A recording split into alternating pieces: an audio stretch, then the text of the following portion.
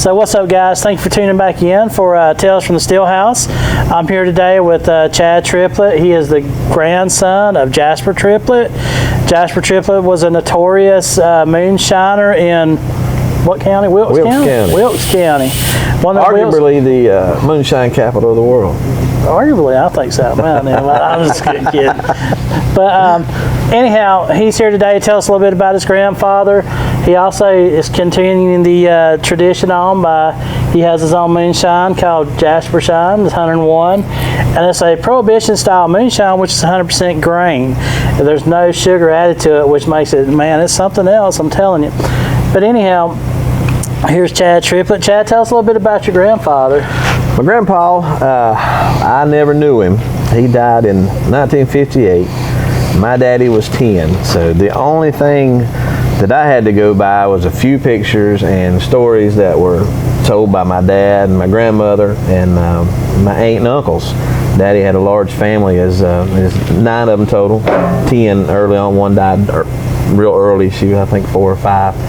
So Daddy had a large family, and I grew up just hearing tales of how hard they grew up, and the only way that they really had income was by farming, corn and cattle and moonshine and making liquor. And those stories as a kid, to me, were like larger than life. And he quickly became a hero in my mind at a very young age, and I grasped for every kind of story that I could get from my dad or my aunt and uncles, and that's how I kind of grew up. I never knew him, but all I knew was I knew him through stories, and that's how I related to him. And the moonshiner thing, as I was growing up, that was still something that you didn't talk about. You didn't, it wasn't as popular as it is today. You didn't, it was a shame on the family. But, and it's funny you say that. I've had some aunts that had an aunt that recently passed away in the last couple of years.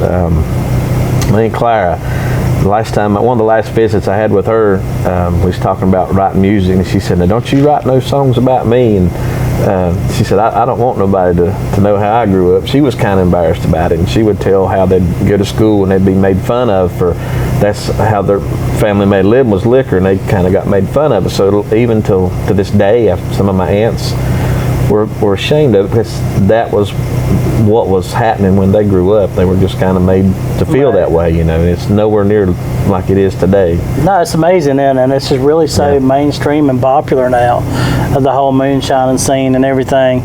But it's like when I grew up too, we didn't talk about it because it was, with us, it's kind of a shameful thing too. Yeah, I mean, you didn't want nobody to know that your dad made it or your grandpa made it or where they made it. And so it was that type of thing, and she was dead serious when she didn't want me to write her into a song either. She was real private and personal, and but they were very proud that when we were able to make this happen, and Grandfather Shine started being made again, they were very proud of that, and proud that we were able to tell his stories. Just they grew up in a different time, right? It wasn't. It just wasn't something that was talked about. It was church, hard work, and that was it. And if you did something, and some people had to make shine, or some people had to do whatever they had to do to sit there and survive, because a lot of people don't realize how hard it was back then to survive. The majority of people that I know, the older generations, like, we made shine. That's how we paid a power bill, or that's how we put food on the table. That's really amazing. Now, you wrote a song about Jasper, didn't you? Yeah. The stories that I'd heard as a kid growing up, well, let me start by this. We used to go to Darby, and that's where they lived, and that's in Wilkes County.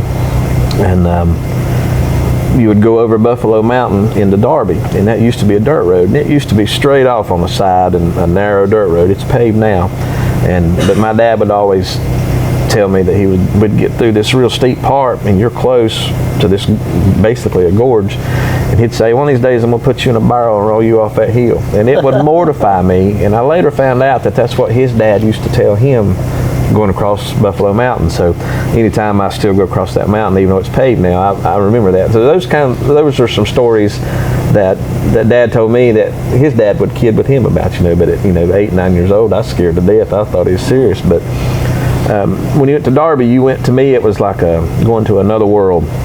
You went across Buffalo Mountain and down into this beautiful valley, and Darby is basically a valley. Elk Creek runs through it, and to me it was like my Neverland.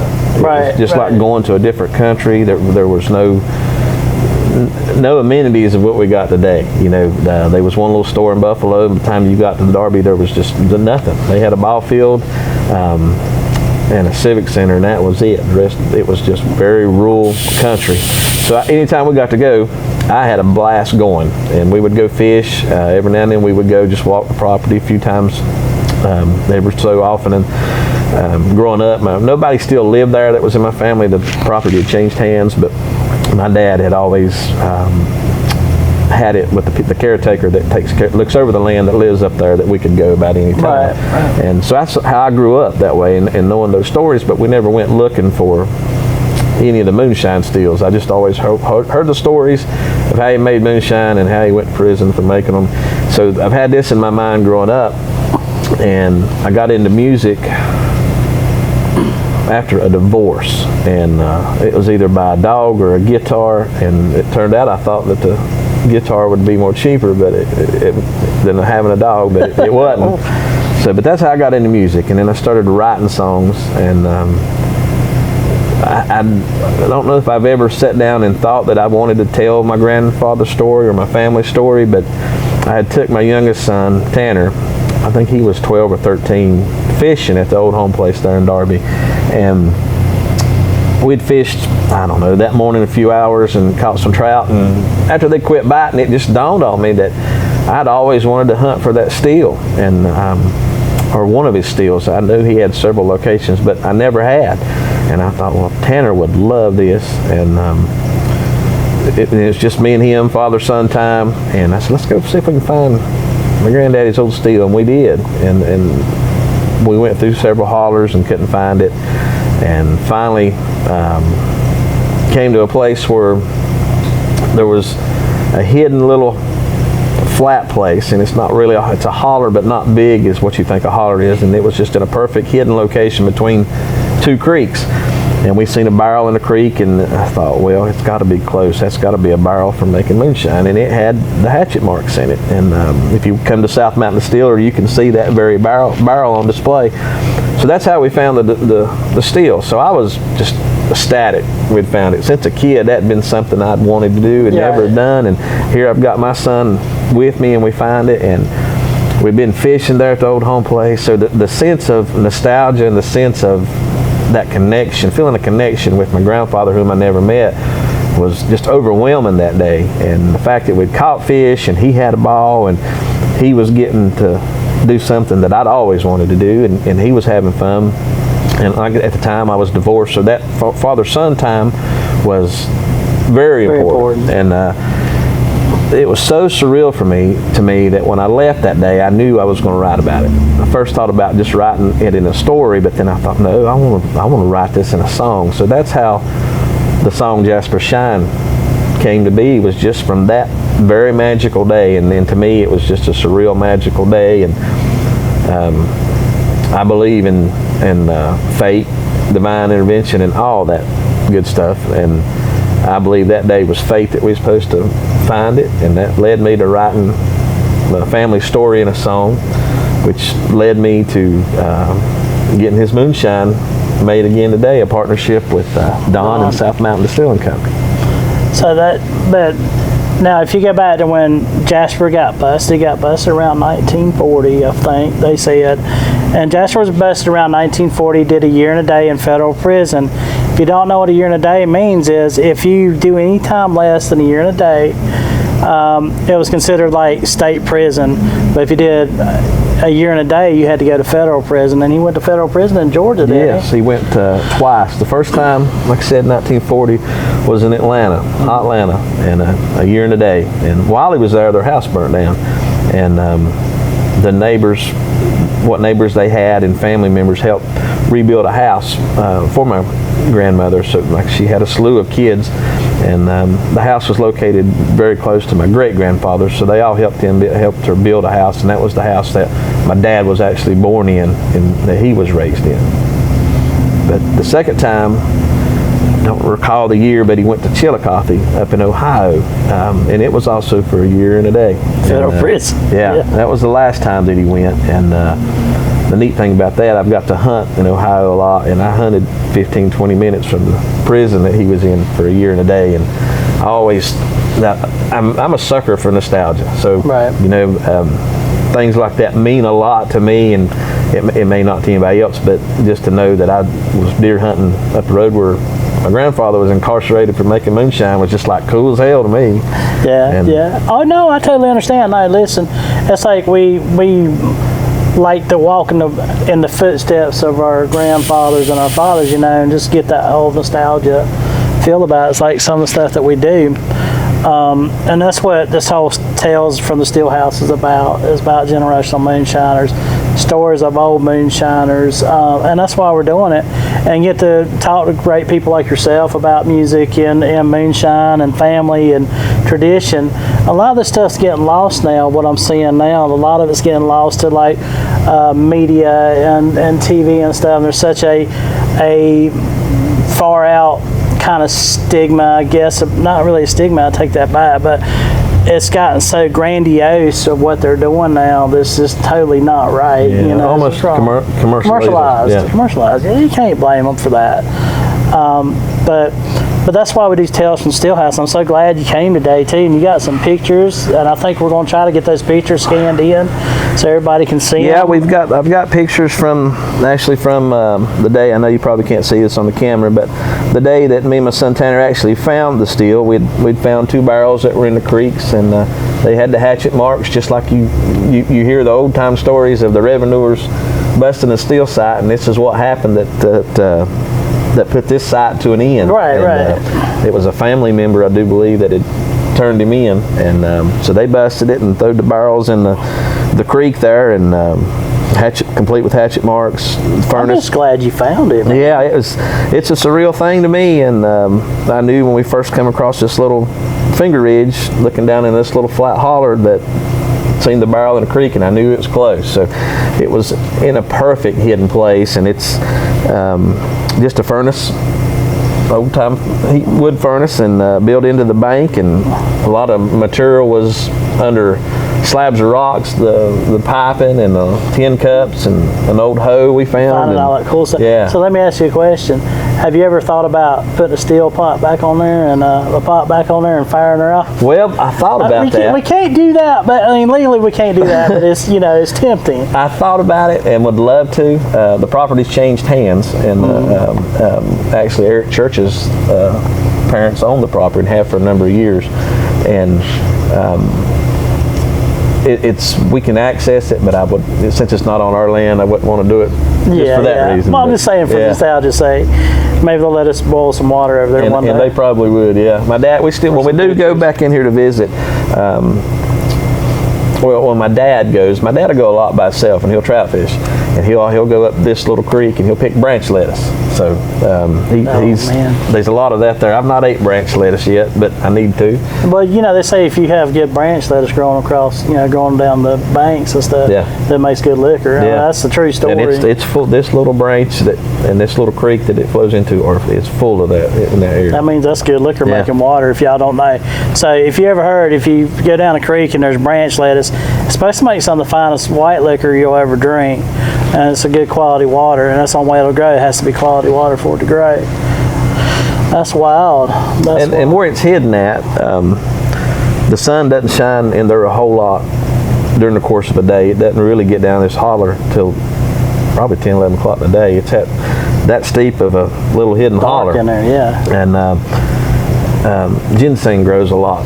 I was getting ready to ask you about the ginseng. Yeah, the bank that the furnace is in, it's just covered in ginseng. So I was going to ask you about some ginseng. That's something my family does up in Murphy, or used to do up in Murphy. Was ginseng. My boys still do that. They love to find. Oh yeah, find the little, especially find the low man and root. But that's fascinating. But the cool thing is, I'm glad you came and talked to us today, because there's so much stuff that's, like I said, is getting commercialized now that's getting lost, in translation or whatever. And man, this is great. Wow, that's a lot of stuff, man. Going back to songwriting. Right, go back to songwriting. At one time, well, I was on a label for a while, 23 Music Group, and when I first wrote the song, Travis McMahon had shot the song and got it on iHeartRadio, so it got played on all the iHeartRadio stations across the country, streaming services, and that kind of set me on a path to my music started getting known a little bit more just than just regional. Y'all know why? Jasper shine runs through my veins, passed from daddy with amazing grace. Food on the table, clothes on the back, corn in the field, that's where it's at. Skinny dipping down at the granny hole, running bare feet up an older road. Winters were tough, summers were dry, they never went thirsty with Jasper shine.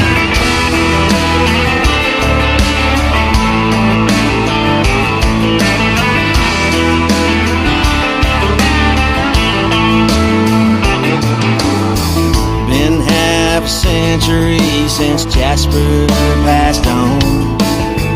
Just the other day I took my son to see his stone.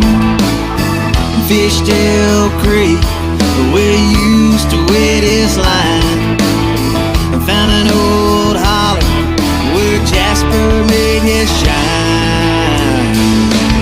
As Jasper shine runs through my veins, passed from daddy with amazing grace. Food on the table, clothes on the back, corn in the field, that's where it's at. Skinny dipping down at the granny hole, running bare feet up an older road. Winters were tough, summers were dry, they never went thirsty with Jasper shine.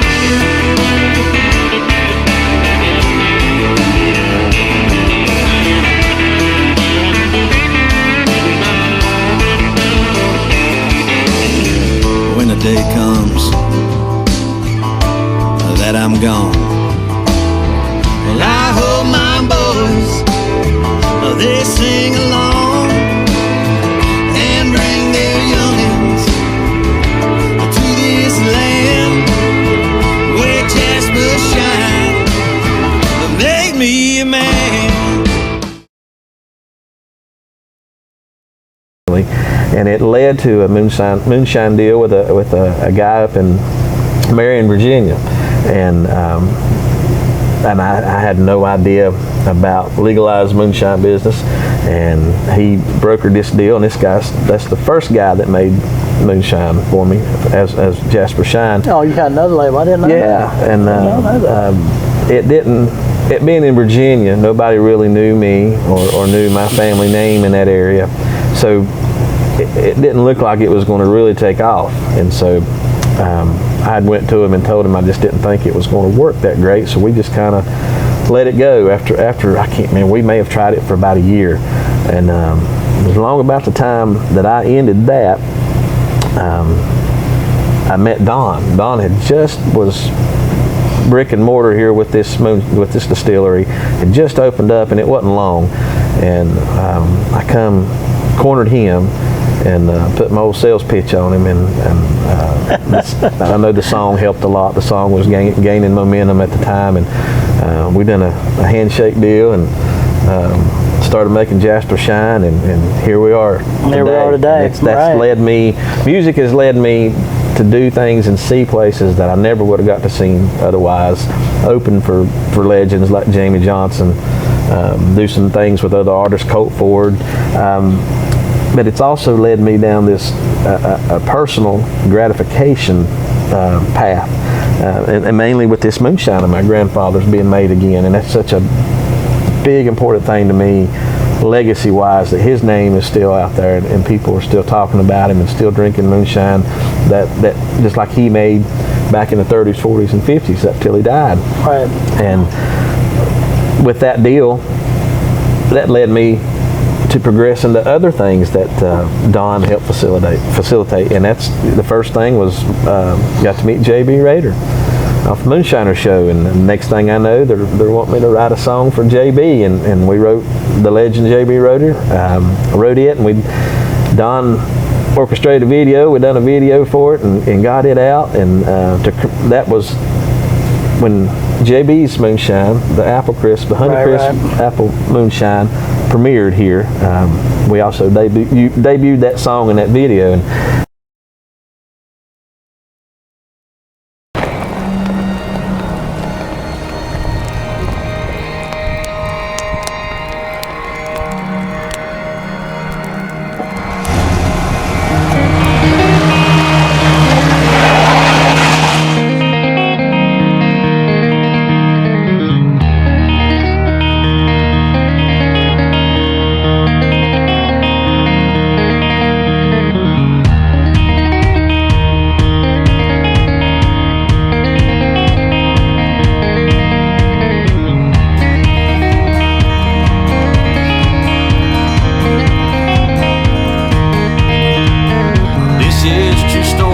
of a Moonshiners Glory, deep in the Smoky Mountain pines.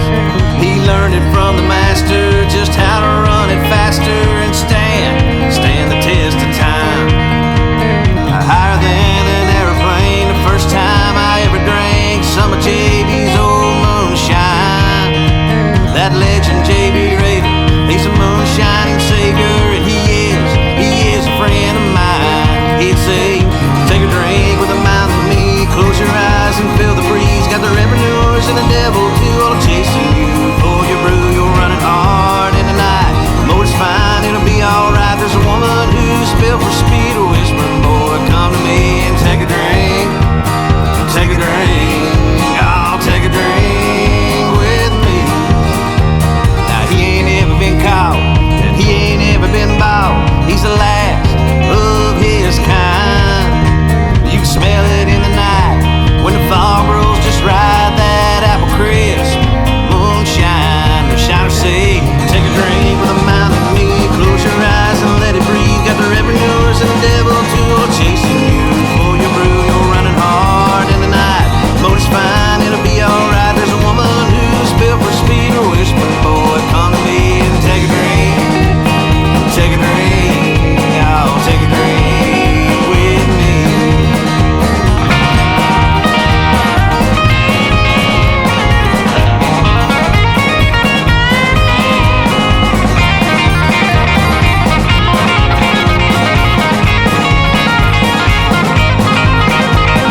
It's all said and done, his last run's been run, and the good Lord says it's time.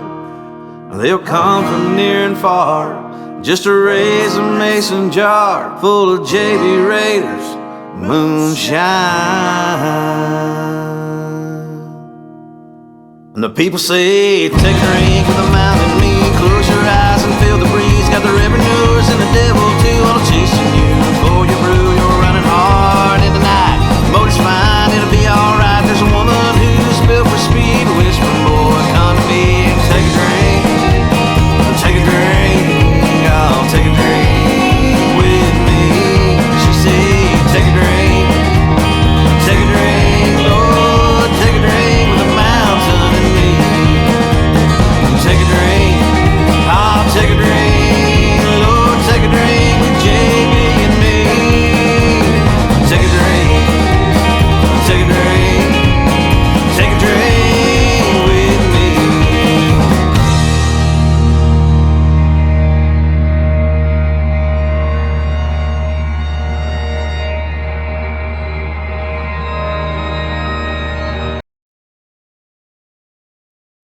so those are just a few things that music and moonshine have done for me. That is just, I'm very grateful for that, you know. But it's the legacy, and to see people that I admire and I look up to so much, like, you know, the old timers like JB, and such a legend of JB. And I keep thinking my grandfather has to be looking down on me and just smiling, smirking. and I know that even though I never met him, I can just imagine him and JB just sitting around talking, you know, recipes and talking. You know, JB was never caught, but my grandpa was. So yeah, right. I'm sure that would be an interesting conversation. Some got caught, some didn't. You know, it's just how it is. Yeah, JB slick. If you've never been caught, as long as JB has done that and been an outlaw, you're doing it the right way. Because if you make mistakes when you get caught, but you do. If you get caught, you're one slick moonshiner. You do. You get caught, hauled in, talked to. Trust me, I know. So you're saying you're not that slick, huh? Not that slick. Not that slick. I got hauled in, but we're gonna leave it at that. But no, it's like I said, it's been an honor talking to you about your grandpa, and I'm sure your dad's told you a bunch of stories that's been handed down to him. Yeah, that's really wild, man. That's really wild. So I knew it was such an important thing to me.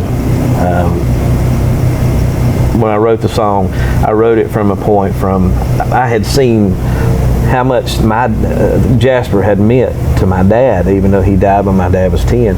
And I realized that when I was young, the first time I can remember taking my dad taking me and my brother and sister to where my grandfather and my grandmother are both buried there in Darby. And he cried. That was the first time I've ever seen my dad cry. And I could count on one hand how many times I've seen him cry since. So that left a mark on me, and I knew how important that my grandfather was to my dad, even though my dad didn't have him in his life but 10 short years. And the way that my dad looked at him and the way that he talked about him, that was his superhero. It instilled that in me, and it became my superhero. So when I wrote the song, I was trying to make my dad proud and make my family proud, and I know I've done that. And when that led to his liquor being made, the enjoyment and just how happy that's made my dad is if I never live another day, man, I can die happy, man. I made my dad proud, and he's got to see his father's moonshine made again, and his name's out there, and it's I can't explain in a whole lot of better words the importance of what that is to me, and just the nostalgia, the tradition, the family tradition.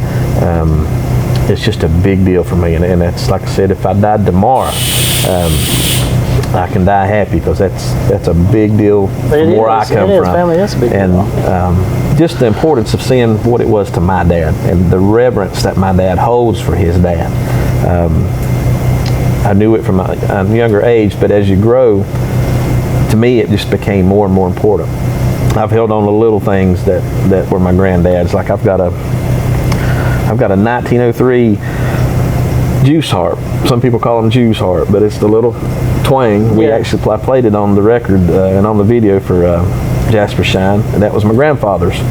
The only thing I've ever had give to me musical in my life. Nobody was really musical minded in my immediate family, but I had this juice harp in my granddad's, and those kind of things mean a lot to me. Pipe. I've got a pipe from my other grandpa. So I hang on to nostalgia, and it ain't, moonshine is a big part of it, but anything that my grandparents or ancestors had their hands on means a lot to me. So I try to collect that stuff and put it up. Excellent. So now you're also on the local radio too, don't you do a radio? Yeah, well, I do marketing, voice commercials, write commercials. I've done some shows in the past for radio stations, but main job has been marketing for about 17 years, and radio helped me get it. Has been a benefit to my music side of what I do too. So. And you also, now I hear you're a big hunter too. You love to hunt. Love to I hear hunt. That's your passion. Love to go. I usually get to go to Texas, Ohio, and of course here in North Carolina. And my boys love to hunt. They're big bear hunters, where I love to deer hunt a little bit more than that. They do. But we all get to spend time hunting, and family just means so much to me. Whether it's learning new things from that my granddad did or my dad did as growing up, or just spending time with my boys. And you're getting ready to be a pawpaw? Getting ready to be a pawpaw. Just found out this past week. And sorry about that. Yeah. First public, it's the first time I've said it really to more than just a handful of people, especially in a public setting. So if I ain't supposed to say nothing, sorry, Tyler. But I'm going to be a granddaddy for the first time. I've got step grandkids, but this is going to be the first First one. of your grandbabies. And big deal. It's a big deal for anybody, but when it's all said and done, I hope my grandkids look at me the way that I look at my grandfather that I never met. Jasper, Yeah. right. So you're still writing music and everything, or no? Yeah, I've not been able to write as much and often as I have in the past. And it's just life circumstances. We've got Alice's dad is living with us. He's 80, and we full-time care with him. He went through the COVID thing, and so we've got him full-time, and that's kind of just changed your lifestyle a little bit. And that's my main concentration is helping her with him and helping him, and then looking forward to being a granddad and hunting when I can. I didn't get to hunt much this past year, and so I'm still writing a little bit. Still plan on doing that, and I'll play every now and then here and there. But pretty much for right now, mainly this year, everything's kind of just on the back burner. Right. I guess I'm on hiatus. That's what I was going to ask you. Are you on kind of on hiatus right now until all this other stuff settles down? And totally understand that, because I've been on kind of hiatus too. But we're getting back to it now. So and. Still want you to take them down Texas to go hunting, boy. That ain't right. Yeah, we'll have to go, and we can make it happen. We can make it happen. This year, I thought I was going to get to go hunt a little bit more than as much as I normally do, but it just didn't work out that way. And I was really wanting to take JB, and it just didn't work out. I think that's the main thing that the thing that I'm really looking forward to. So hopefully this year or next year, we'll be able to take JB hunting, and I just want to watch and listen, and that'd be the main thing. That'd be great to watch. JB's a fun guy to be around. Oh yeah. And people don't realize how humble he is. Oh yeah. How laid back. Yeah, and the time that I get to spend with him.